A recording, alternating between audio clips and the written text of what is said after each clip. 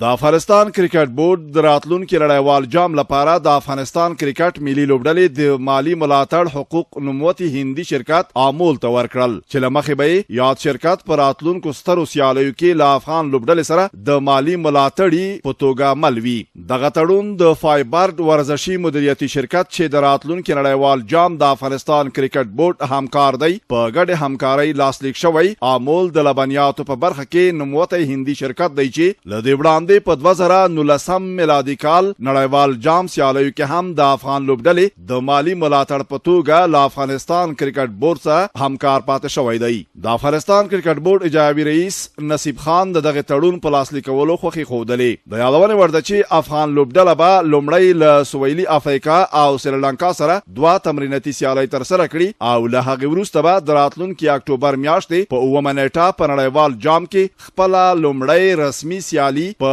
درمشاله کرکټ لوبغالي کې د بنگلاديش پر وړاندې ترسره کړي.